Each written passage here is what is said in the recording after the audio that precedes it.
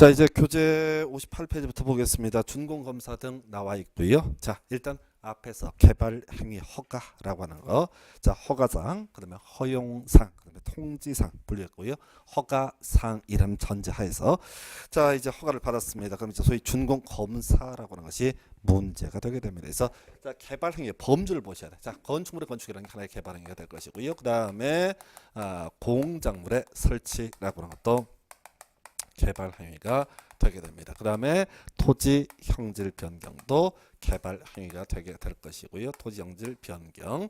그 다음에 토석 채취도 어떻다? 개발 행위가 될 것이고, 토지 분할이라고 하는 것도 개발 행위. 그리고 물건을 쌓아놓는 행위. 이런 행위가 이제 개발 행위로 보게 되는데, 자, 거기 보니까 준공 검사 항목에 4개가 있어요. 건축물 건축, 공작물 설치, 토지 형질 변경, 토석 채취까지. 예, 그런데 준공 검사 받지 않아도 되는 게 하나 있죠. 그래서 결과적으로 꼭 기억하실 게 뭐가 돼요? 토지 분할이라고 하는 것은 준공 검사를 요하지 않는다. 왜요? 이건 공무원이다. 공무원이 내 땅 2개를 쪼개주세요 라고 신청만 하는 것이지 실제로 토지를 분할하는 건 누가 해요? 공무원이 한다고요. 그러면 땅을 제대로 쪼갰나 안 쪼갰나 누가 검사해? 공무원이. 자기가 자기를 검사할 일이 없겠죠. 그래서 나머지는 기본적인 구조가 물리적 구조의 변화 등이 발생한다고요. 그래서 건축물의 건축, 공작물 설치, 토지 형질 변경, 토석 채취, 토석 채취까지는 준공 검사를 받아야 되고요. 대신 토지 분할은 어떻다? 준공 검사를 요하지 않는다. 이런 얘기가 되게 될 것이고, 그래서 이 시험 지문 구성하는 거 보게 되면 이렇게 내요. 2가지를 갖고 냅니다. 그 중에 하나가 토석 채취하고요. 그 중에 하나가 토지 분할. 요것만 갖고 내요. 왜? 건축물의 건축 낼 수 있어요? 없어요? 못 내요. 길다고 그랬잖아요. 건축법 제2조, 제1항, 제2호 규정에 따른 건축물의 건축 이렇게 써야 된다고. 못 내. 자, 공작물 설치도 인공을 가해서 제작한 시설물 설치 괄호 열고 건축법 제2조, 1항, 제2호 규정에 따른 건축물 제외 이걸 다 써야 되기 때문에 시험 문제 구성을 못 하는 거예요. 그래서 시험에 나오는 것은 결국은 토지 분할은 어떻게 해라? 준공 토석 채취, 토지 형질 변경, 토석 채취, 특히 토석 채취가 짧아서 토석 채취는 준공 검사를 받아야 한다. 그러나 토지 분할은 준공 검사를 요하지 않는다. 이 정도로 기억을 하시고요. 그 다음에 이제 준공 검사 결과 문제가 발생했습니다. 그럼 이제 원상 회복 명령 할 수 있겠고요. 그리고 나서 또 문제가 터지게 되면 이제 소위 행정 형벌에서 3년 이하의 징역 3천만 원 이하의 벌금에 처해지게 된다. 해서 우리 공법 영역에서는 벌칙 외울 수 없습니다. 워낙 많기 때문에 양 자체가 비교를 못하기 때문에 그리고 시험에 거의 나오지도 않아요. 그런데 딱 하나 벌칙 기억한다면 바로 개발 행위 허가 없이 개발 행위를 한 자, 이 사람 3년 이하 징역 3천만 원 이하의 벌금. 요거 하나만 기억을 하시면 됩니다. 그래서 그 밑에 관련 문제 가지고 분석을 해드릴게요. 국토기획법상 벌금의 부과 대상으로 규정되어 있지 않은 것은 이렇게 되어 있습니다. 그래서 모르죠, 뭔 소리인지. 근데 그 중에 하나가 뭐가 있다고요? 자, 3번 개발 행위 허가 나와 있죠. 그래서 개발 행위 허가를 부정한 방법으로 개발 행위 허가를 받고 개발 행위에 착수하지 아니한 자 나와 있죠. 아직 착수 안 했으면 개발 처벌할 이유가 있어요, 없어요? 없어요. 그래서 얘가 답이 되는 거예요. 근데 이걸 쳐다보면 안 되고요. 무슨 소리인지 몰라. 시험장 가면 더더욱 안 보여. 아니 부정한 방법으로 허가를 받으면 빨리 삽질을 해야지. 왜 또 안 해서 처벌을 안 받아. 논리적으로 말이 안 된다고. 그래서 답은 뭐라고요? 개발 행위 허가라고요. 무조건 답은 뭐라고요? 개발 행위 허가. 그래서 다음 중 벌금이 가장 센 것은 개발 행위 허가 어쩌고 저쩌고. 나머지 다 2년 2천이거든요. 최대가. 그래서 무조건 국토기획법 파트에서 혹시 20회 문제 구성이 된 것처럼 이런 벌칙이 나오게 되면 무조건 답은 뭐라고요? 개발 행위 허가. 요 관련한 부분을 찍으셔야 된다. 요건 이제 찍는 방법 하나밖에 설명드릴 방법이 없습니다. 그래서 그렇게 설명을 드리고요. 그다음에 이제 허가 처분 취소 등 관련해서 청문 사유 확인하도록 하겠습니다. 자, 요것도 이제 좀 오래전에 나왔던 문제 유형이에요. 그래서 요즘에 잘 내지 않는데 이 청문이라고 하는 거, 자, 이렇게 말씀드리죠. 불이익한 처분에 앞서서 당사자의 변명을 듣는 자리를 청문 이렇게 얘기를 하게 됩니다. 그래서 사소한 일에 대해서는 청문을 실시하지 않습니다. 중대한 사안에 대해서 어떻게 해라? 청문을 실시한다. 그래서 그중에 제일 중요한 게 개발 행위 허가의 취소라고 하는 거 나와 있죠. 허가 처분해 줬습니다. 근데 어느 날 어떤 이유가 있어서 허가 처분을 몰래 취소를 했다. 그러면 더 큰일 나죠. 왜? 실수로 옆집 취소할 수도 있거든. 그래서 자, 이런 논리 구조. 제가 이런 설명을 드린 적이 있어요. 자, 저기 이 청문 사유 얘기할 때는 우리 춘향전에 춘향아 네 죄를 네가 알렸다. 요거 변사또의 멘트를 생각하셔야 됩니다. 그래서 그게 뭐냐면은 춘향전 마지막 장면에서 자 그 춘향이 동엄마로 기어 나와 있고요. 그리고 변사또가 얘기를 합니다. 네 죄를 네가 알렸다 했을 때 춘향이 반드시 그 물어보고 패야 됩니다. 묻지 않고 전연을 매우 쳐라 해서 쳤다가 큰일 나는 수가 있어요. 첫 번째 향단이가 먼저 나와 있는 경우 있습니다. 쳤는데 춘향이가 아니면 어떻게 미안해서 상관없어요. 내 살 아니니까. 그거 있고 그다음에 춘향이가 어젯밤 곰곰이 생각해보니까 안 되겠다 싶어 수청을 들기로 마음을 다 고쳐 먹었어. 근데 변사또가 묻지 않고 전연을 매우 쳐라 해서 맞아봐. 얼마나 뻘쭘하겠어. 뭐냐면은 청문이란 것은 되돌릴 수 없는 사안을 얘기하는 거라고요. 이런 중요한 항목에 대해서는 어떻게 하고요? 반드시 그 사람의 의견을 듣고 어떻게 해라? 일정한 처분해라. 이게 바로 청문이라는 개념이 되게 되는 거예요. 그래서 자 국토교통부서 개발 행위 허가의 취소라고 하는 거 하려면 어떻게 해라? 청문 실시해라.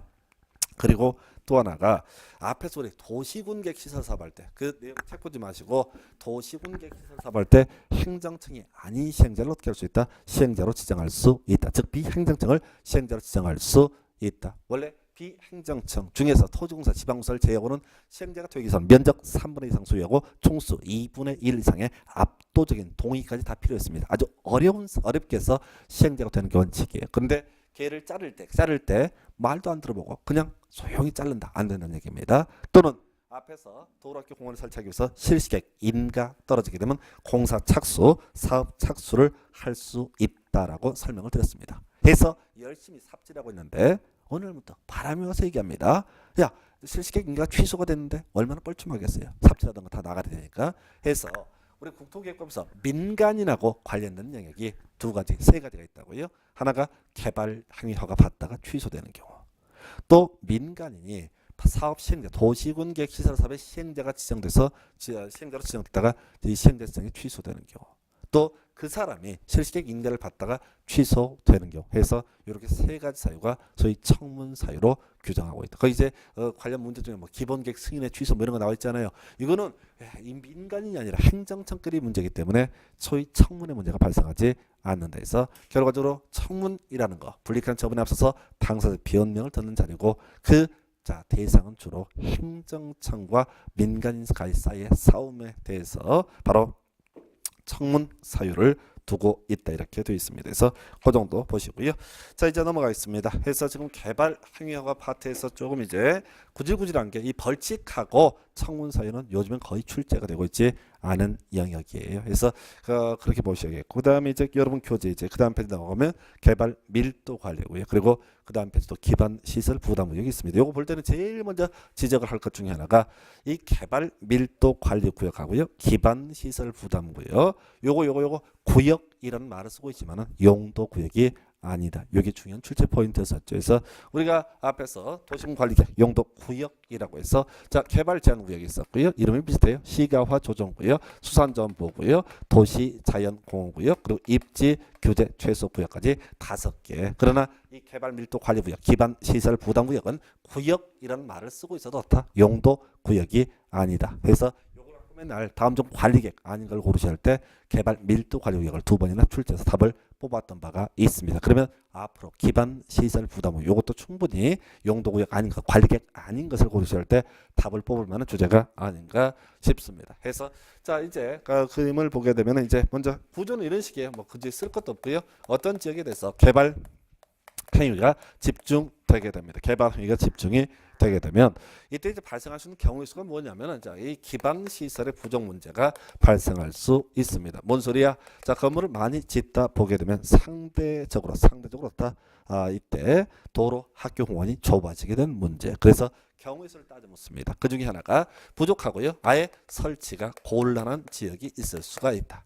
한편 부족하지만 아직은 설치가 가능한 지역이 있을 수가 있다. 요렇게 얘기를 하게 되는 거예요. 그래서 지금 이제 부족하고 설치 곤란한 지역에서 지정을 하는 것을 뭐라고 부른다? 개발 밀도 관리 구역이라고 지정을 하게 됩니다. 그래서 이 개발 밀도 관리 구역 지정되면요. 결론은 용적률 50% 강화 적용을 하게 된다. 이게 이제 지금 개발 밀도 관리 구역 관련 쟁점. 개념도 설명드릴게요.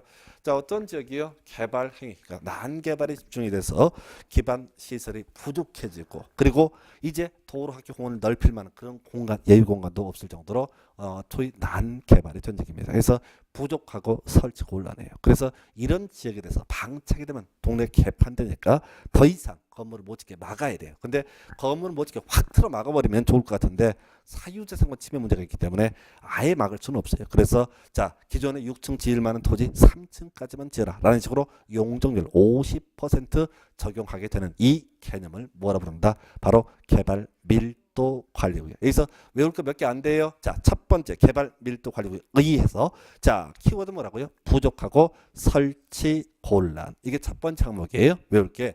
자, 외울 게 뭐라고요? 기반시설 부족하고 설치 곤란. 이게 바로 개발 밀도 관리구역 첫 번째 암기 항목. 두 번째요.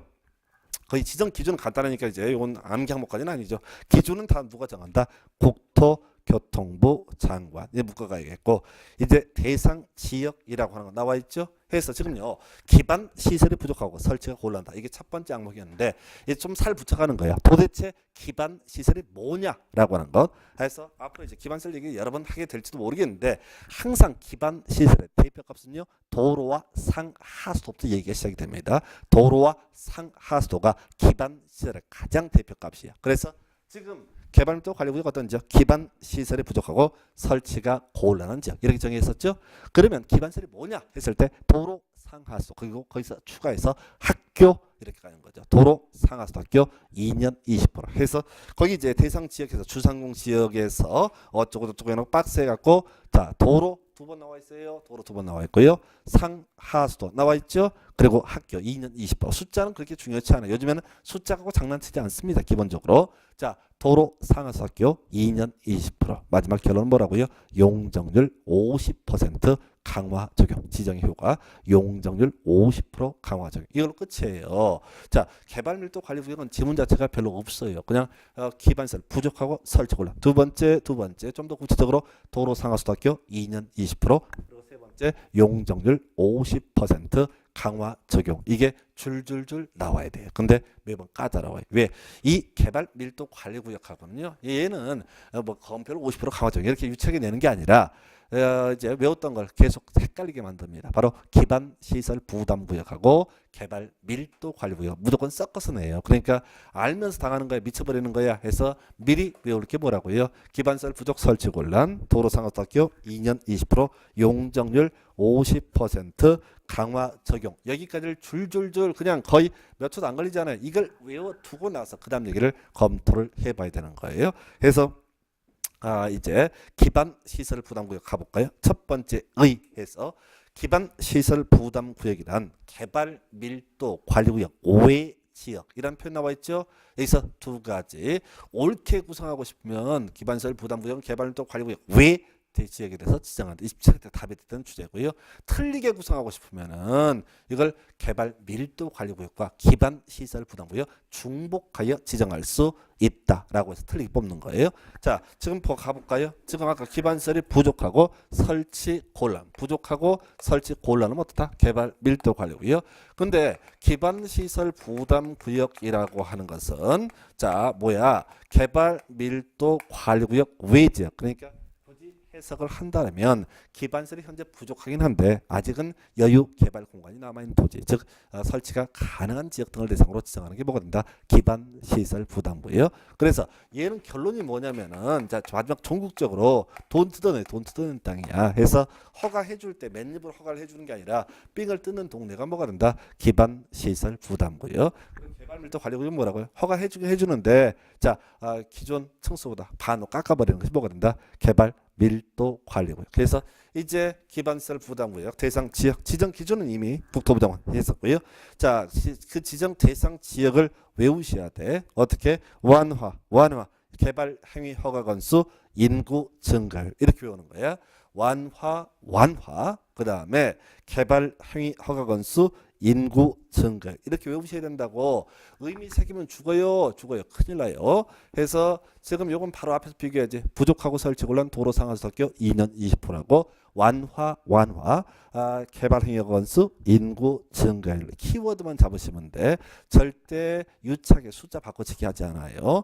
지난번에 나왔던 문제 중에 이런 게 있었어요. 다음 중 기반 시설 부담 구역 지정 대상 지역 틀린 건 이걸 그대로 다 깔아버려요. 하나 둘 셋 넷. 그리고 중간에 3번에다 뭘 넣냐면 기반 시설이 부족하고 설치가 곤란한 지역 이런 식으로 던져준다고. 그러면 이제 어설프게 미리 개발 밀도 관리 구역과 기반 시설 부담 구역을 비교해서 출제한 사실을 미리 알고 들어가지 않게 되면 다 맞아. 도대체 틀린 말이 하나도 없어. 그래서 문제하고 지문을 매칭을 못 시키는 거지. 그래서 미리 자 이렇게 말씀드렸고요. 자 그래서 완화 개발 행위 허가 건수 인구 증가 설명드릴게요. 1번 지문하고 2번 지문 완화는 나와 있는데 거의 똑같은 말이에요. 자, 이 법 또는 다른 법령의 제정 개정으로 인해서 행위 제한이 완화되거나 해제되는지요. 규제가 풀린다는 얘기죠. 예, 앞으로 난개발 우려됩니다. 상태 나빠질까 봐 미리 돈 받아가면서 어떻게 하겠다? 허가를 해주겠다. 그 돈 받은 돈으로 이 동네에 기반 시설 확대를 하겠다. 이런 취지가 되겠네요. 2번 지문이요. 자, 이 법 또는 다른 법령에 따라 지정된 용도 지역 등이 변경되거나 해제됨으로써 행위 제한이 완화되는 점. 1번하고 2번 차이 아시겠어요? 그 말이 그 말이지. 똑같은 말이라고요. 그 거의 똑같은 말을 가지고 의미를 새기지 마시라고. 규제가 완화되는 지역에 대해서 뭐를 기반 시설 부담 구역 지정하고 그래서 삥 뜯어서 그 돈으로 기반 시설의 설치 등을 하겠다라는 의미예요. 그래서 외울 게 뭐라고요? 완화. 그 다음에 거기 이제 3번 1, 2번 이 얘기는 해당 지역의 전년도 개발 행위 허가 건수가 전년도 개발 행위 허가 건수보다 20% 이상 증가한 지역이라고 되어 있죠. 그래서 이거 뭐냐면은 자, 재작년하고 작년을 비교하는 겁니다. 그래서 전년도가 재작년이잖아요. 그래서 전년도의 개발 행위 허가 건수가 100건이었어. 근데 작년 기준으로 보니까 120건이 넘어섰어. 그럼 어떻다고요? 20% 이상 증가가 된 거니까 이런 지역들 지금 개발이 너무 집중되고 있는 현상이거든요. 상태 이대로 방치하게 되면 난 개발 흘 소지가 있다 해서 이때 바로 기반 시설 부담구역 지정해야 된다. 이런 논리 구조예요. 그다음 또 하나가 자, 그 지역의 인구 증가율이 전년도입니다. 그 시군의 전년도 인구 증가율 대비 20% 이상 높은 지역. 이렇게 되어 있죠. 이게 뭐냐면 서울시 동작구를 보니까 작년에 인구 증가율 비교. 올해 건 아직 안 나오죠. 올해가 다 안 가니까. 올해 작년에 인구 증가율 보니까 서울시 전체가 1% 증가하는데 얘는 뭐 훨씬 그보다 20% 이상 더 증가가 됐다라고 하게 되면 이 지역으로 겁나 사람이 모이고 있는 거예요. 그러니까 이때는 어떻게 한다고요? 바로 기반 시설 부담구역 지정을 하도록 한다. 이런 식의 논리 구조예요. 근데 어차피 이 파트는 디테일하게 안 내도 다 죽어요. 공법은 되게 쉽게 나와요. 근데 다들 왜 어렵냐? 양이 많거든. 그게 체계가 안 잡히지. 죽을 맛이지. 끝이 없으니까. 그러니까 일반적인 교재하고 공법 교재가 이제 시중에 나오는 것들을 가지고 보게 되면 공법이 다른 책보다 뭐 민법 대비해서 거의 2배가 두꺼워. 일반적으로. 아니 그렇다고. 그러니까 어렵지. 내용 자체가 어렵고 쉽고 문제가 아니라 양이 하도 많으니까 죽어나는 거예요. 중개사 자체가 어려운 가장 큰 이유가 양 문제, 양. 다른 게 아니라고. 내용은 그 다음 문제라니까요. 양이 지랄이라고. 양이. 어디서 시험에 나올지 모르겠고. 사람들이 한 책 두어 번 보면 외워줄 것 같은데 꿈 같은 얘기도 하지 마. 내가 해봐서 알잖아요. 한 책을 5번, 7번 뭐 이 정도 보냐. 저는 이제 생짜로 공부하니까 저한테 강의도 안 보거든요. 처음 공부할 때 다른 과목 공부할 때도 강의를 절대 안 봐요. 아니, 강의 보면 이제 사기치는 거에 당하는 거거든. 아니 저는 직업이 그러니까 따라가면 안 되거든요. 하여튼 뭐 그렇다 치고 뭔 얘기하다가 책을 한 6회독, 7회독 정도 하니까 그때 대충 보여요. 생짜로. 개무식하게 덤벼서 그냥. 그러니까 여러분 그 강의라도 들으니까 좀 낫지. 근데 항상 기억하실 게 이 강의는 잘못하면 마약이에요. 마약. 들을 때는 알 것 같고 돌아서면 모르고. 될 것 같은데 한 두세 문제로 안 되네. 내년에 또 한번 해보고 또 내년에 하고. 이렇게 간다고요. 나는 특별한 사람. 뭐 있어요? 특별한 사람이. 그러니까 제가 통계적으로 보게 되면은 한 해 차에 바로 합격하시는 분을 오프라인 학원에서 전에 학원 좀 규모 큰 데서 이제 봐요. 몇 프로나 되는지. 5%? 안 돼요. 5%. 3%, 5% 이밖에 안 돼요. 오늘 기분이 또 안 좋아지네. 괜한 얘기했나 보다. 그걸 아시라고. 근데 그분들이 이제 그 붙는 분들의 특징은 단순하게 저희가 하지 말라면 안 하고 하라고만 하고 이런 식으로 그 양반이 또래라서 그런 게 아니라 다 경험이 있겠지. 근데 그분들이 취직은 돈 내고 서비스 받는 거죠. 그럼 제가 나보다 좀 낫겠지. 아 이게 전제가 된다고. 그럼 시킨 대로 말 잘 들어. 근데 꼭 생각을 하면 짜증나요. 저 생각해서 하면 얘기 안 해요. 거기 짜증나서. 그러니까 이 과정 다 저도 겪어봤잖아요. 아니 6과목을 했으니까 안다고. 한 과목만은 몰라. 그냥 책 여러분 보세요. 이런 소리를 하지. 최선을 다하세요. 뭐 최선을 다해 해도 안 되지. 미친데 돌아서면 기억나는 것도 잊어버린 게 훨씬 더 많은 짜증이 나는데요. 근데 그거 참으셔야 돼. 이게 남는 게 별로 없어도요. 한 3순환 4순환만 되게 되면은 중요한 것들 이 뭐다는 모르는데 아 요건 중요한 거지 이 정도까지 알아요. 틀리고 맞고가 아니라 그래서 시험은 약간 찍는 거예요. 그게 본질이에요. 근데 사람들이 다 푼다고 생각하고 연습할 때도 푸는 것처럼 또 그렇게 하니까 또 안 돼. 그 서울대학교 들어간 애들만 그건 적용이 되는 거야. 일반적인 그 공부 안 돼요. 그래서 하여튼 양을 줄이셔야 돼. 자, 지금 뭔 얘기하다가 저 여기서 줄이자고 완화, 인구 증가율, 개발, 행위, 허가 건수 이것만 외우시는 거라고. 어떻게? 계속 무식하게 외워줄 것 같죠? 오늘 저녁에 밥 먹다 생각해봐요. 생각 안 나 또. 이게 나올 정도로. 그래서 다시 개발 밀도 관리부터 갑니다. 부족하고 설치 곤란, 도로 상하수학교 2년 20%, 용적률 50% 강화 적용.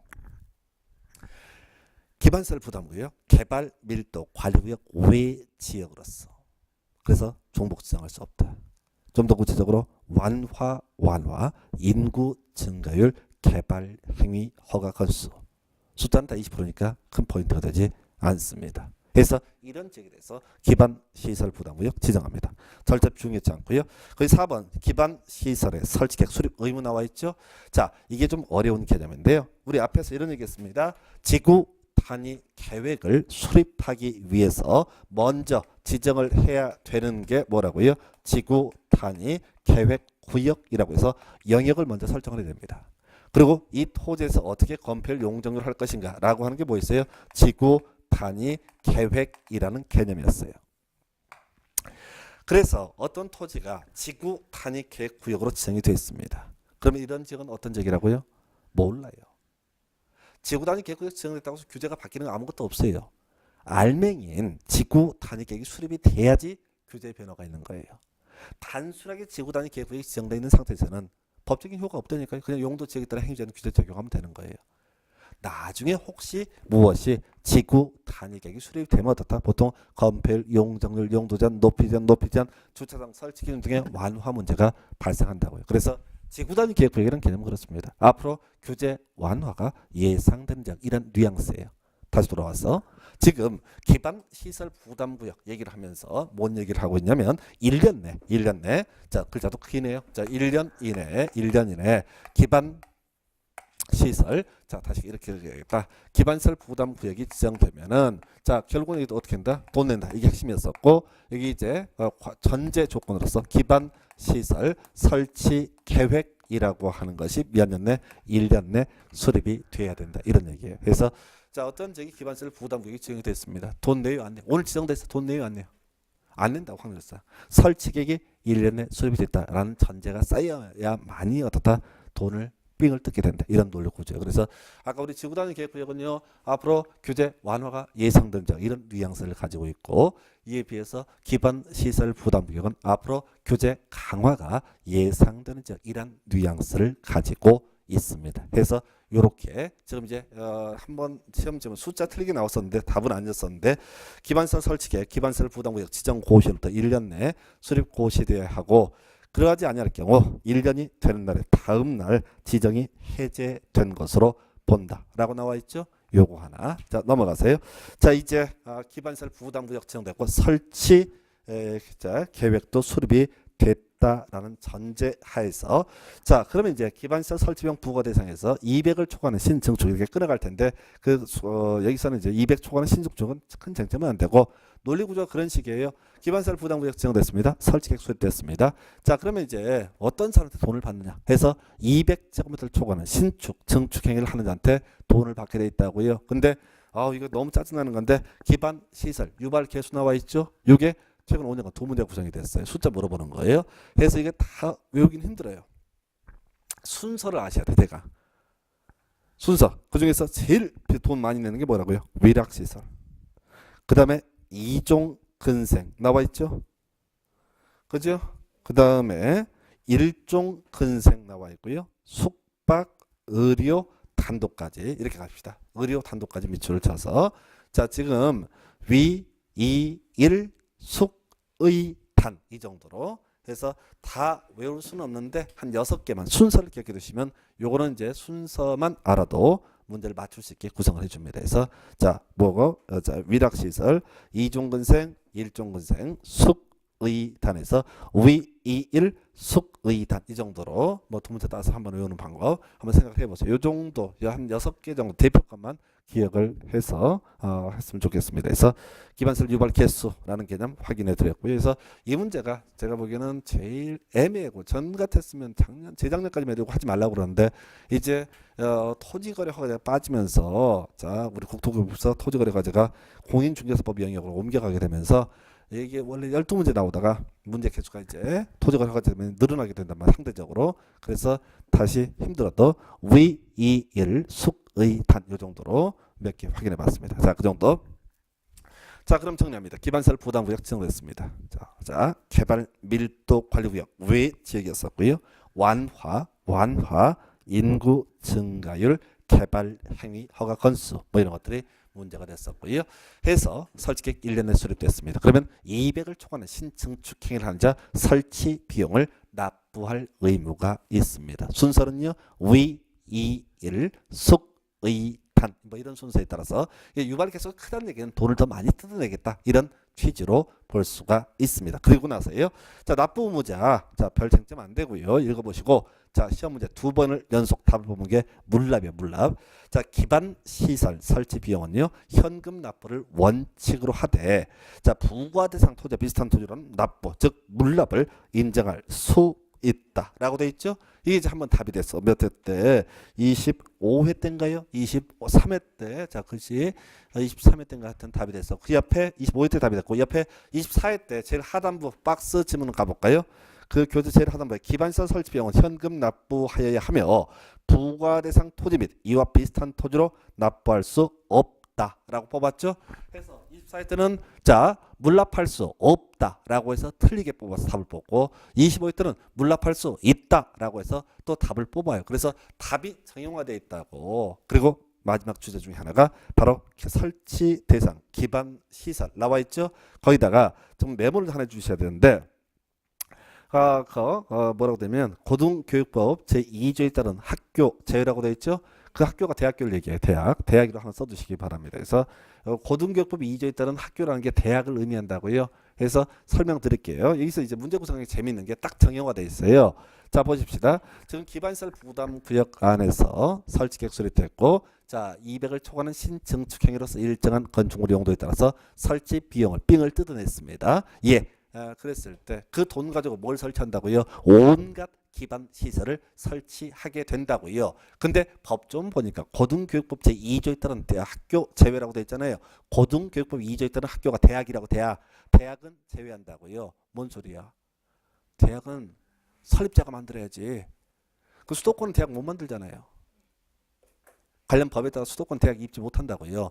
그래서 이 대학이라고 하는 부분은 뭐가 아니다. 소유수한 기반시설 부담구역 내에 설치해야 될 기반시설은 아니다. 그것만 제외라고 되어 있잖아요. 법정 구조상. 그러니까 얘를 갖고 또 답을 뽑았던 바가 있어요. 그러니까 이런 내용들도 그래요. 공부해 갈 때 법조문의 구조를 잘 보고 있으면 다 외우지 않아도 뭐를 설치했는지 이걸 외우지 않아도 시험 문제 답을 뽑을 게 딱 정형화 된다고요. 그래서 대학, 고등교육법 2조에 따른 학교, 즉 대학은 기반시설 부담구역 안에 설치되는 그런 기반시설의 범주에 포함되지 않는다. 요걸 갖고 자 25, 26회 때인가 연속으로 출제가 된 바가 있습니다. 그 정도. 자 이제 마지막 주제 개발 행위허가의 제한이라는 주제가 나와 있습니다. 그래서 자 여기 보게 되면 이런 구조의 앞에서 자 지금 기반 시설 부족하고 설치 곤란은 뭐야? 개발 밀도 관리고요. 부족하고 설치가 가능하면 기반 시설 부담구역 이런 전제였었고요. 자 한편 개발 행위 허가 집중에 따라서 난 개발이 우려가 되거나 형평성 등이 우려가 되는 경우가 있다. 이때 아예 일정 기간 동안 허가를 확 틀어막는 제도를 개발 행위 허가의 제한 이렇게 얘기를 하게 됩니다. 그래서 자, 이건 우리가 굳이 해석하면 그런 거지. 산 같은 데 가다 보면 안식년 뭐 이런 거 있어요. 그래서 특정 등산로를 타지 못하게 막아버린 그런 경우가 있는데 이 개발 행위 허가의 제한이라고 하는 개념이 그런 개념이야. 그래서 자, 먼저 거기 이제 답부터 먼저 외우십시다. 밤드니까. 자, 거기서 색깔이 입혀져 있는 게 뭐가 있어요? 지구 단위 계획구역으로 지정된 지역 기본 3년에 1회, 2년, 최장 5년까지 허가를 제한할 수 있다. 지구 단위 계획구역 보셨고 그다음에 기반 시설 부담 구역으로 지정된 지역 나와 있죠? 기본 3년에 1회, 2년, 최장 몇 년까지 5년까지 허가를 제한할 수 있다. 이것만 외우시면 돼요. 5개가 있는데 지금까지 시험 문제는 요 2개만 똑바로 외우면 무조건 다 답을 맞출 수 있어요. 왜? 얘 출제하기 좋잖아요. 나머지는 지문 길이 때문에 낼 수가 없어요. 개념 설명드리겠습니다. 첫 번째, 자 3년짜리 1회 한해서 3년 이내 기간 나와 있죠. 녹지지역 또는 계획 관리지역으로서 자 같은 말이 보존할 필요가 있는 지역. 겁나 길어서 내기 어려워요. 하여튼간에 녹지지역, 계획 관리지역으로서 보존할 필요가 있는 지역 나와 있죠. 그래서 이거는 개념이 이래 설명드리기도 민망한데 우리가 이제 도시지역은 무슨 뭘 하자는 땅? 개발하자는 땅. 도시적 외적은 개발하지 말자는 땅이에요. 도시지역은 주상 공독으로 구분할 수 있습니다. 그 중에서 녹지는 상대적으로 개발이 억제되는 그런 토지를 의미하게 됩니다. 그래서 녹지는 개발할까? 아니야, 보존해야 돼. 이에 비해서 계획관리지역은 비도시적이니까 주로 보존하자는 취지인데 계획관리지역은 40에 100을 적용했단 말이에요. 그래서 어떻다고요? 상대적으로 개발 가능성이 있는 땅입니다. 그래서 녹지와 계획관리는 보존과 개발 혹은 개발과 보존이 혼재되는 지역. 그래서 까딱 잘못하면 난개발로 흐를 소지가 있다라고 판단이 되게 되면은 뭐 중간에 일정한 조건 갖췄을 때 최장 3년까지 허가를 제한할 수 있다. 두 번째, 개발 행위로 주변의 환경, 경관, 미관, 문화재 등이 오염되거나 손상될 우려가 있는 이걸 우리가 세 글자로 난개발. 그래서 이때도 기본 3년까지 허가를 제한할 수 있다.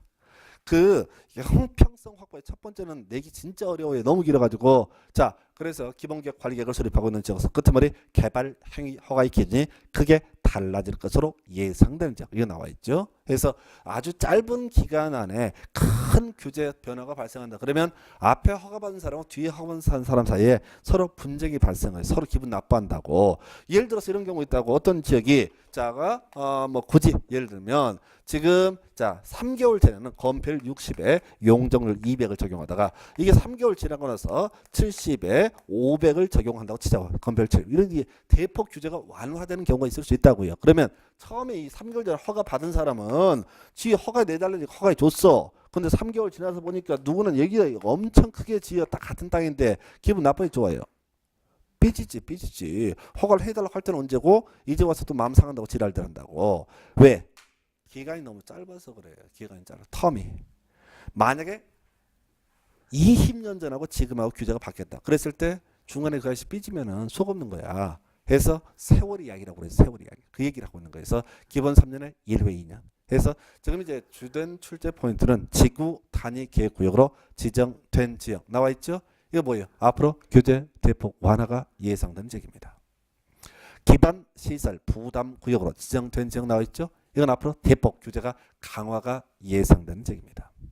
짧은 기간 안에 대폭 규제가 완화가 되나 대폭 규제가 강화가 되게 되면은 사람들 사이 형평성 문제가 발생을 하니까 이런 경우는 기본 3년에 1회 2년 최장 5년까지 허가를 제한할 수 있다. 이런 논리 구조인 거예요. 그래서 나머지는 지문이 겁나 길어요. 자, 이 문제에 관련 제일 어려웠던 게 그거야. 거기 관련 기출 문제 나와 있죠. 해서 5년간 허가를 제한할 수 있는 것을 그런 것은 3 플러스 1회 2년짜리 우리가 외운 거 2가지밖에 없습니다. 지구 단위 계획구역 그리고 기반 시설 부담구역. 리을하고 미음 들어가면 답은 몇 번이야? 5번. 중간을 다 외우지 않아도 5번이라고요. 그리고 옆에 지문들 다 똑같아요. 5년 들어가게 되면 5년 지금 3년짜리가 있고 5년짜리가 있다고요. 그러면 또는 개발행위가 제한 기간 연장할 수 있다는 표현을 쓰는 경우도 있어. 연장할 수 있다는 표현과 똑같은 게 5년. 아니면 연장할 수 없다 또는 이걸 3년. 그러면 5년짜리 앞에는 연장할 수 있다 앞에는 두 개만 기억하면 된다고. 지구 단위 계획 구역으로 지정된 지역. 그리고 기반 시설 부담 구역으로 지정된 지역. 이거만 갖고 틀리기는 맞기는 답을 낼 수 있다고요. 왜? 나머지 지문들은 너무너무 길어가지고 내릴 수가 없어요. 길어가지고. 다 썼다간 죽어요. 10줄 넘어 한 문제에서. 그래서 내릴 수가 없고, 그 다음 페이지 가서 나머지 뭐 절차는 참고를 해보시고, 그 관련 기출 문제와 똑같아요. 국토계획법에 따른 개발행위가 제한 옳은 것을 고르시오. 1번 모르겠지, 공부를 안 했는데. 2번 더 모르겠네. 3번 제한기간을 연장하는 경우 2회 한해서 3년 이내, 아니죠, 1회 2년, 그 토탈 5년이 되는 거죠. 그다 치고 4번 지구단위 계획구역으로 지정된 지역은 제한기간의 연장이 가능하다. 이거 하나 아시는 거예요. 사실은 지구단위 계획구역 기반시설 부담구역은 기본 3년에 1회 2년, 최장 5년 또는 연장이 가능하다 해서 나머지 지문들이 얼마나 어렵냐면 각종 절차를 막 끌고 들어온 거예요. 그걸 다 흘리게 구성, 토시를 바꿔치기 해서. 그래서 공부를 할 때 어떻게 한다고요? 그게 왜 틀린지를 찾아보면 죽어요. 왜? 문제를 낸 놈도 모를 텐데. 그때 책 법조문 펴놓고 나서만 낸다고요. 토시를 다 바꿔치기 한다고. 그러면 제가 제시하는 것처럼 지구 단위 계획구역으로 지정된 지역 기본 3년에 1회 2년 최장 5년, 기반 시설 부담 구역으로 지정된 지역 기본 3년에 1회 2년 최장 5년, 이것만 주구장창 외우게 되면 소위 지구 단위 계획구역이 아니면 기반 시설 부담 구역이 아니면 다른 것들은 기본 3년에 연장할 수 없다. 이렇게만 외우시게 되면 모든 문제를 풀 수 있다고요. 특히 지금 뭐야 이게 몇 회제 18회째 문제인가? 이 문제 같은 경우 정말 까다로운 문제예요. 왜? 옳은 것을 고르시거든. 4개가 틀렸어. 그럼 사람들 어떻게 해요? 1번이 왜 옳은지 틀린지를 뚫어져라 쳐다봅니다. 보면 하나? 모르지. 한 번 더 봐야지. 시험 말려버리는 거예요. 그래서 이런 문제를 풀어갈 때가, 옳은 걸 고르셔야 할 때가, 사실은 공부가 좀 되신 분들은 대박 쉬운 게 옳은 것이에요. 왜? 대충 쓱 봐. 답을 뽑을 수 있는 게 뭐밖에 없다고요. 지구단위 계획구역, 기반 시설 부담구역. 그래서 미리 답을 외우고 들어가셔야 돼요. 절대 가서 이게 뭐가 틀렸고 뭐가 옳고 이렇게 해설하듯 하시면 안 돼요. 그건 학원 강사들이 하는 거고 수험생들은 직접 부딪히셔야 돼요. 그래서 이렇게 해서 개발 행위 허가의 제한 등에 관한 쟁점까지 보셨고요. 다음 주 이제 도시개발부터 이어가겠습니다. 오늘 여기까지 하겠습니다. 수고하셨습니다.